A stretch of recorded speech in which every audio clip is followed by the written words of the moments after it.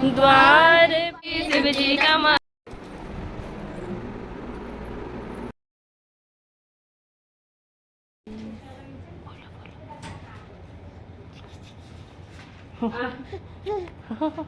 Sitaram Sitaram Sitaram Sitaram Sitaram Sitaram. Hi guys, welcome back to my channel and आप सभी को हैप्पी तीज। सो आज है 6 सितंबर और आज है तीज, पर किसी कारण से मैं नहीं कर रही हूँ। तो मैं आई हूँ अपने नैना जी के घर और वो कर रही हैं, बट पूजा वगैरह सुनेंगे, वहाँ पे रहेंगे, पर पूजा तीज नहीं कर रहे हैं। तो ओहो हो, देखिए कैसा करेंगे।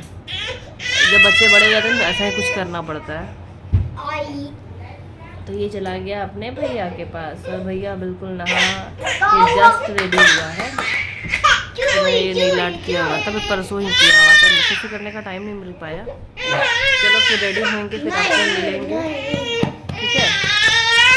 पूजा तो नहीं करे पर नया नया कपड़ा पहन लेंगे और चलो मिलते हैं।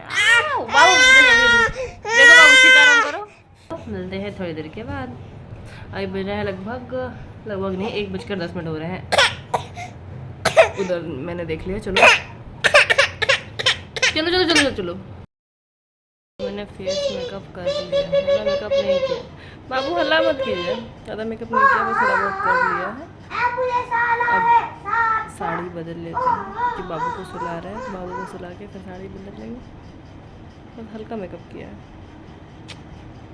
और चूड़ा वगैरह बदलेंगे। चलो ठीक है, मिलते हैं थोड़ी देर में।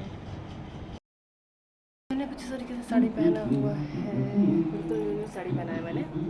भले ही मैं नहीं कर रही हूँ तीज, पर बहुत ज़्यादा गर्मी है। मेरा देखो चूड़ा। चलो हेयर बना लेते हैं, फिर आप लोगों से मिलते हैं और एक दो रील बना के। बहुत गर्मी है भाई।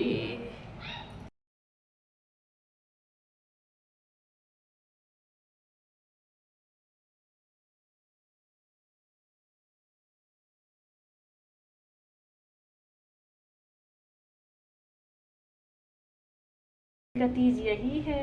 तो दोस्तों मैं तैयार हो गई हूँ, जैसे कि थोड़े सा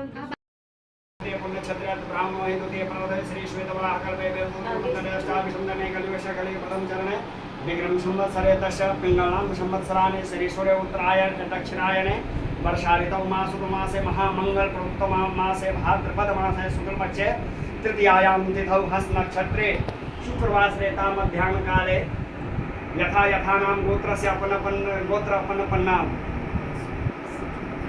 काश्यप गोत्र अपन नाम आपका सांडिल गोत्र है, वास्तविक गोत्र आप अपना नाम ले लीजिएगा। देवी सब बनवाया। बनवा लेंगे जाने से पहले। हाँ आपको मम्मी बुला रही है, वो जा रहा है। काम है। पंडित जी भी बुला रहे हैं। पंडियों जी बुला रहे हैं। मजाक है, पंडित जी नहीं मम्मी। फोन का ठोका। फूल दे क्या फूल? श्री शिव जी बोले, हे देवी फूल सुनो, मैं तुमको एक व्रत जो मेरा सर्वस्व और छिपाने योग्य है, लेकिन तुम्हारे प्रेम से वशीभूत होकर मैं तुम्हें बतलाता हूँ। जैसे नक्षत्रों में चंद्रमा, गर्भों में सूर्य, वर्णों में ब्राह्मण, देवताओं में भगवान विष्णु, नदियों में गंगा, पुराणों में महाभारत, वेदों में सामवेद, इंद्रियों में मन श्रेष्ठ है। सब पुराण और वेदों का सर्वस्व जिस तरह कहा गया है, मैं तुम्हें एक प्राचीन व्रत बतलाता हूँ, एकाग्र मन से सुनो। जिस व्रत के प्रभाव से तुमने मेरा आधा आसन प्राप्त किया है, वह मैं तुमको बतलाऊंगा, क्योंकि तुम मेरी प्रेयसी हो। भाद्रपद मास में हस्त नक्षत्र से युक्त शुक्ला तृतीया तिथि को उसका अनुष्ठान मात्र करने से स्त्रियां सब पापों से मुक्त हो जाती है। देवी, तुमने आज से बहुत दिन वर्ष पहले वह वृतांत मैं तुमसे कहूँगा। पार्वती ने पूछा, हे नाथ, मैंने क्यों यह व्रत किया था, यह सब आप मुझसे आपके मुख से सुनना चाहते हैं। शिव जी कहते हैं कि भारतवर्ष के उत्तर की ओर एक बड़ा रमणीक और पर्वतों में श्रेष्ठ हिमवान नामक पर्वत, उसके आसपास तरह तरह की भूमियाँ हैं। तरह तरह के वृक्ष उस पर लगे हुए हैं, नाना प्रकार के पक्षी और अनेक प्रकार के पशु उस पर निवास करते हैं। वहाँ पर गंधर्वों के साथ बहुत से देवता, सिद्ध चारण, पक्षीगण सर्वदा प्रसन्न मन से विचरते हैं। वहाँ पहुंचकर गंधर्व गाते हैं, अप्सराएं नाचती हैं। उस पर्वतराज के कितने ही शिखर ऐसे हैं कि जिनमें सफाटिक, रत्न और वैदुर्म मणि आदि की खाने भरी। यह पर्वत ऊंचा तो इतना अधिक है कि मानो आकाश को स्पर्श किए रहता है। उसके समस्त शिखर शरीर तुमने बाल्यकाल में उसी पर्वत पर तपस्या की थी। 12 वर्ष तक तुम उल्टी कर केवल धुआं पीकर रहे, 64 वर्ष तक सूखे पत्ते खाकर रहे। माघ मास में तुम जल में बैठी रहती और वैशाख की दोपहरिया में पंचाग्नि तपाती थी। श्रावण के महीने में जल बरसता, तुम भूख प्यास से मैदान में बैठकर बैठी रहती। तुम्हारे पिता इस तरह के कष्ट को देखकर बड़े दुखी हुए, चिंता में पड़ गए कि मैं अपनी कन्या किसको दूं। उसी समय नारद जी वहाँ आ गए। मुनि श्रेष्ठ नारद जी उस समय तुम्हें देखने को गए थे। नारद जी को देखकर गिरिराज ने अर्घ्य आसन आदि देकर उनकी विधिवत पूजा की और कहा, हे स्वामी, आप किस लिए आए हैं? मेरा अहोभाग्य, आपका आगमन मेरे लिए अच्छा है। नारद जी ने कहा, हे पर्वतराज, सुनो, मैं भगवान विष्णु का भेजा हुआ आपके पास आया। आपको चाहिए कि आपका नारद किसी योग्य वर हो। भगवान विष्णु के समान योग्य वर ब्रह्मा, इंद्र आदि शिव इनमें से कोई नहीं, इसलिए मैं यही कहूँगा कि आप अपनी कन्या भगवान विष्णु को ही दें। हिमवान की इतनी बात सुनकर मुनिराज नारद आकाश में गिर हो गए। वे पीताम्बर, शंख, चक्र और भाई भगवान विष्णु के पास पहुंच गए। वहाँ हाथ जोड़कर नारद जी ने भगवान विष्णु से कहा, हे देव, सुनिए, मैंने आपका विवाह पक्का कर दिया। उधर हिमवान ने पार्वती के पास जाकर कहा, हे पुत्री, मैंने तुम्हें भगवान विष्णु के देवता को दे डाली। तब पिता की बात सुनकर तुम विलाप कर लिए, ये अपनी सखी के घर चली। वहीं जमीन पर पड़कर तुम बड़ी दुखी होती हुई विलाप करने। तुमको इस तरह विलाप करते देख सखी के पास आकर कहा, हे देवी, तुम क्यों इतनी दुखी हो? इसका कारण बताओ।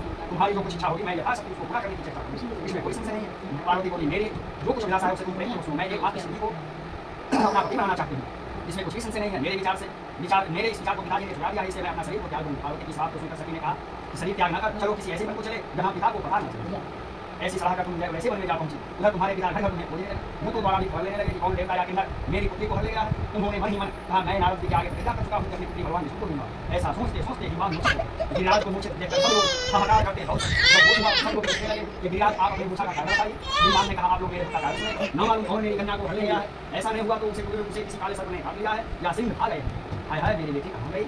किसी दुष्ट ने मेरी पुत्री को मार डाला। ऐसा कहकर वायु के झोंके के समान कांपते हुए वृक्ष के समान कांपने। इसके बाद हिमवान उन्हें वन खोलने लगे। वह वन भी सिंह भालू हिंसक जंतुओं से बड़ा भयानक था। तुम भी अपनी सखियों के साथ उस महाभयानक वन में चलती चलती एक ऐसी जगह पहुंची जहाँ एक नदी बह रही थी। उसके रमणीय तट पर एक बड़ी सी गंगा थी। तुमने उसी गंगा में आश्रम बना लिया और मेरी एक बालका में अपनी सखियों के साथ जब भाद्रपद शुक्ल पक्ष की हंसयुक्त तिथि रात हुई, तब तुमने मेरा निरंतर पूजन किया और रात भर जाकर गीत वाद्य से मुझे प्रसन्न करने में दिखाया। उस भट्टराज के प्रभाव से मेरा आसन लगा, जिसे मैं तत्काल उस स्थान पर पहुंचा जहाँ पर तुम मेरी सखियों के साथ रहती। वहाँ पहुंचकर मैंने तुमसे कहा कि मैं तुम पर प्रसन्न हूँ, बोलो क्या चाहती हो? तुमने कहा, मेरे देवता, आप मेरे ऊपर प्रसन्न है तो मेरे पति हो जाए। मेरे तथास्तु कहकर मैं कैलाश से वापस आने पर तुमने वह प्रतिमा बहती हुई नदी में प्रवाह कर दिया और सखियों के साथ उस महाभक्त का पारण किया। हिमवान भी तब तक उस वन में तुम्हें खोजते आ पहुंचे। चारों दिशाओं में तुम्हारी खोज करते करते ये व्याकुल हो चुके, इसलिए तुम्हारे आश्रम के समय पहुंचते ही गिर पड़े। थोड़ी देर बाद उन्होंने नदी के तट पर दो कन्याएं देखी। देखते ही उन्होंने तुम्हें छाती से लगा लिया और गिरफ्त कर बोले लगे, हे पूछा पुत्री, तुम सिंह, व्याघ्र आदि जंतुओं से भरे इस वन में क्यों पहुंचे? पार्वती ने उत्तर दिया, हे पिताजी, मैंने पहले ही अपने आप को सिद्धि के हाथों सौंप दिया था। आपने मेरी बात टाल दी, इससे मैं यहाँ चली आई। हिमवान ने संतावना दिया कि मैं तुम्हारी इच्छा के विरुद्ध कुछ न करूँगा। तुम्हें अपने साथ लेकर आए और मेरे साथ तुम्हारा विवाह करें, इसी से तुमने मेरा आभासन पाया। तब से आज तक किसी के सामने मुझे यह बात प्रकट करने का अवसर ही नहीं प्राप्त हुआ। मैं यह बताता हूँ, इस वक्त का हरिताल का नाम क्यों? क्योंकि तुमको सखियाँ हर लेके गई थी, इसलिए हरिताल का नाम था। इस पर पार्वती जी ने कहा, हे प्रभु, आपने नाम तो बता दिया, इसका क्या पुण्य है, क्या फल है, यह व्रत कौन करे? श्री शिव जी पार्वती से कहते हैं, हे देवी, मैं स्त्री जाति की बुराई के लिए उत्तम व्रत बताया। जो स्त्री अपने सौभाग्य की रक्षा करना चाहती हो, वह यत्नपूर्वक इस व्रत को पहले कदली के खम्भे आदि से सुशोभित एक सुंदर मंडप बनाए, उसमें रंग बिरंगे रेशमी कपड़ों के चंदन लगाकर चंदन आदि सुगंधित द्रव्यों से उसको लगाया। फिर शंख, गेरी, मृदंग आदि बजाते हुए बहुत से लोग एकत्रित होकर तरह तरह के मंगलाचार करते हुए उस मंडप में पार्वती और धूप नाना प्रकार के नैवेद्य आदि एकत्रित कर मेरी पूजा करें। सुन लिए, दिन भर उपवास कीजिए, शाम में पूजा कीजिए। सुनिए तो कथे में न है, ऊपर से जो वस्तुएं गिनाई गई है उनके अतिरिक्त नारियल, सुपारी, जमेरी, नींबू, लौंग, अनार, नारंगी आदि जो फल प्राप्त हो सके उन्हें इकट्ठा करें। उस ऋतु में जो फल तथा फूल मिल सके विशेष कर रखें। फिर धूप दीप आदि के द्वारा निम्नलिखित मंत्रों का उच्चारण करते हुए इसके बाद शिवाय शिव रूपन ने यहाँ से लेकर प्रसन्ना भव पार्वती तक मंत्रों का उच्चारण करें, जिसका अर्थ इस प्रकार है, हे शिवे, हे शिव रूपन ने, हे मंगले, सब अर्थों को देने वाले देवी, हे शिव रूपे आपको नमस्कार है। हे शिव रूपे आपको नमस्कार है। हे शिवे, आपको सदा के लिए नमस्कार है। हे ब्रह्म स्वरूपणी, आपको नमस्कार है।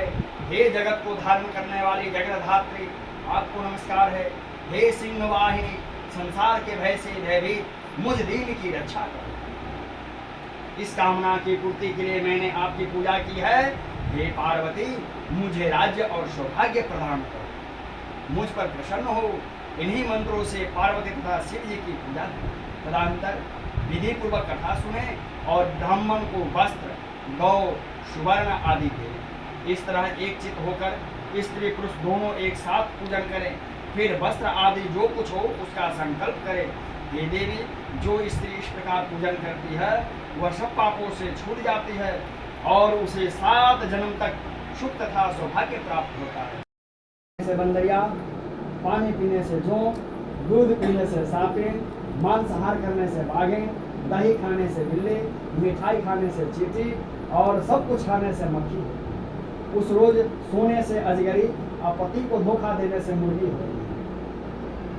इसलिए पति को धोखा मत दीजिएगा। यो लिखा है पंडित जी। हाँ, यो लिखा है। हर स्त्रियां व्रत अवश्य करें। दूसरे दिन स्वर्ण, चांदी, तांबा अर्थात तथा बांस के पात्र में अन्न भरकर ब्राह्मण को दान दे और पारण करे। जो स्त्री इस प्रकार व्रत करती है वह मेरे समान गति पाती है और जब वह मरने लगती है तो तुम्हारे समान उसका रूप हो जाता है। उसे सब प्रकार के संसारिक भोग और शारीरिक मुक्ति मिल जाती है।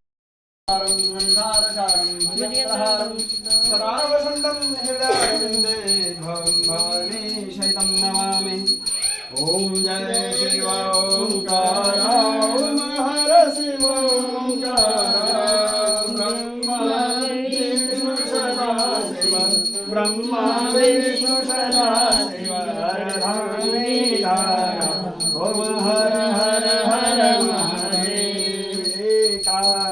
चतुरानन पंचानन राजे, पंचानन राजे, हंसासन गरुड़ासन वृषवाहन साजे। ओम हर हर हर महादेव। आओ उठा आ जाओ मेरे पास।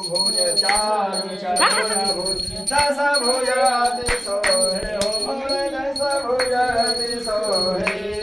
तीनों रूप निरखता शिवजी के रूप दमकता, त्रिभुवन मन मोहे।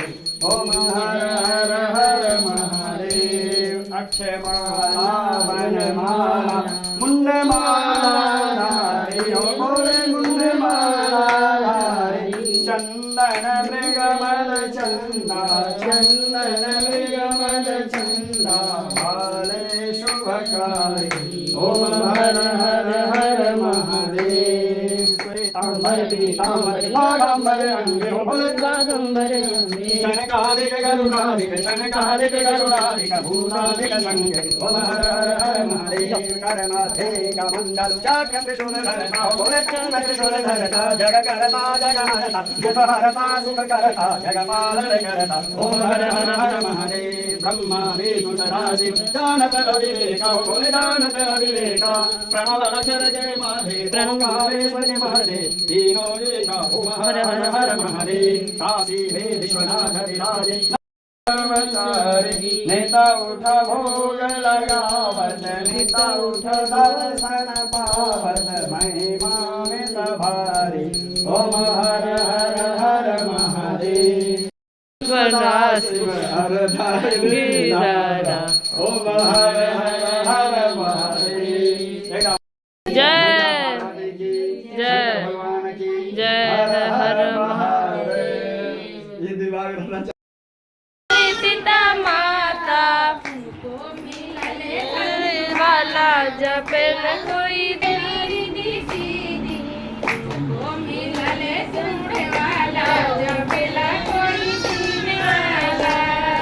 उनको मिलल सुन वाला, जपेला कोई सुन वाला, के माला कहूँ जाला, जपेला कोई दिन वाला। की ना अपने तागुमा शिवा बसहा बायल